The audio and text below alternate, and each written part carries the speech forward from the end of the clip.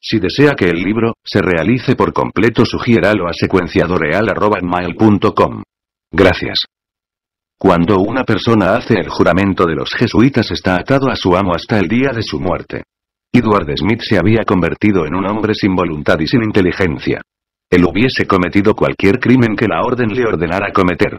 A Edward Smith se le había requerido que actuara como mártir. A bordo de Titanic esa noche Edward Smith sabía cuál era su labor. Estaba bajo juramento, el barco se había construido para los enemigos de los jesuitas. Luego de 3 días en el mar con solo un par de binoculares para ver en la proa, Edward Smith aceleró el Titanic a su máxima velocidad, a 22 nudos de velocidad, en una noche oscura en un océano completamente lleno de hielo cerca de un área de 80 millas cuadradas. Edward Smith hizo todo esto a pesar de que había recibido por lo menos 8 telegramas advirtiéndole que navegara más despacio ya que estaba navegando demasiado rápido. ¿Necesitaría Edward Smith siquiera un aviso? No, él había navegado esas aguas por 26 años. Él sabía que había icebergs en esa área. Pero ni siquiera 8 avisos detuvieron a ese hombre que estaba sometido bajo el juramento de los jesuitas y bajo órdenes específicas de destruir el Titanic. Resultaba absurdo hacerle repetidas advertencias al capitán Edward Smith, en cuanto a reducir la velocidad del Titanic en la noche de la tragedia, era algo que parecía absurdo. El hecho de que Smith nunca escuchó las advertencias resulta loco. A él se le había impartido órdenes su Dios en el Vaticano y nada le haría retroceder. Las enciclopedias muestran una imagen trágica de Smith en sus últimos momentos. En el momento en que vino la orden de bajar los salvavidas, Smith dudó y uno de sus ayudantes tuvo que enfrentarse con él para que diera la orden. Las destrezas legendarias de liderato de Smith parecían haberlo abandonado. Curiosamente estaba indeciso y demasiado cauteloso en esa noche fatal. Podrían ser los anteriores adjetivos con los que se describa a un legendario capitán marino con 26 años de experiencia, o son las palabras que describen a un hombre que estaba luchando en su mente en cuanto a si debía cumplir con su deber como capitán marino o obedecer a su amo quien le había ordenado hundir el barco.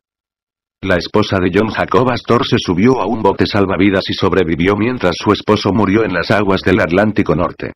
No había suficientes botes salvavidas y muchos de ellos estaban solo llenos a la mitad de su capacidad con solo niños y mujeres en ellos.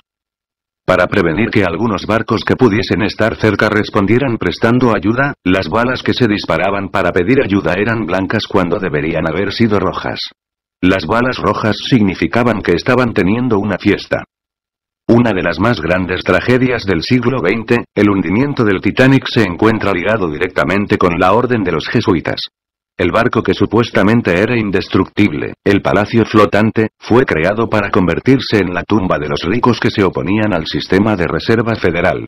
Para el 9 de abril de 1912, se eliminaron todas las oposiciones que había a la creación de la Reserva Federal. En diciembre de 1913, surgió el sistema de Reserva Federal en los Estados Unidos.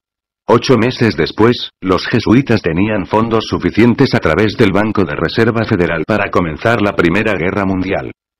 Capítulo 6. La Primera Guerra Mundial. El heredero al trono de Austria. Hungría, el archiduque Francis Ferdinand y su esposa estaban en Sarajevo en Julmón 26, 1914. A medida que se movían por las calles llenas de gente en un carruaje abierto, comenzó un tiroteo y ambos resultaron muertos. La gente de Sarajevo era predominantemente compuesta por serbios, sus convicciones religiosas en su mayoría eran las de los cristianos ortodoxos. Desde el año 1054, la Iglesia Católica ha estado en guerra con los cristianos ortodoxos. 50 años antes del asesinato, los croatas, quienes son católicos, habían comenzado a expresar abiertamente su odio hacia los serbios, quienes eran rivales de Roma y tenían que ser exterminados. El Papa Pío X, en su odio por los cristianos ortodoxos, continuamente incitaba al emperador Francis Joseph de Austria, Hungría, a eliminar a los serbios. Después de lo que sucedió en Sarajevo en julio 26, 1914, el barón Ritter, un representante de Bavaria al Vaticano, le escribió a su gobierno: el Papa aprueba el trato terrible que se le está dando a Serbia. Él no tiene muy buena opinión de los ejércitos de Rusia y de Francia en el caso de la guerra con Alemania. El cardenal, secretario de Estado, no veía que Austria pudiese hacer guerra si no decidiese hacerlo en ese momento. Allí en sus colores reales, estaba el vicario de Cristo, el Papa, el gentil apóstol de la paz, el santo pontífice cuyos autores piadosos parecían haber muerto de tristeza al ver el surgimiento de la guerra. Edmund Paris. El Vaticano contra Europa, de Wycliffe Press. p. 14. Debe decirse específicamente que en el 1914, la Iglesia Católica Romana comenzó una serie de guerras diabólicas. Entonces el tributo de sangre que siempre ha logrado realizar, comenzó a convertirse en un torrente real. Ibid, p. 48. Vemos entonces que el Papa sabía que si Austria-Hungría destruía a los serbios, entonces los hermanos serbios ortodoxos cristianos de Rusia podrían entrar a la reyerta. Entonces, Alemania, Francia y otros se unirían y entonces comenzó la Primera Guerra Mundial. El papado estaba gozoso de ver a Rusia entrar al conflicto. Rusia era predominantemente ortodoxa y el papado quería que los ortodoxos cristianos en Rusia y alrededor del mundo fueran aniquilados. Los jesuitas del Papa tenían otra razón para estar contentos cuando Rusia entró al conflicto. Era hora de la venganza. Cerca de 100 años antes de que la Primera Guerra comenzara, Alejandro I Ero, el emperador ruso, sacó a los jesuitas de Roma. El emperador ruso, Alejandro, se vio precisado a promulgar un decreto real en el 1816, mediante el cual los jesuitas serían expulsados de San Petersburgo y de Moscú.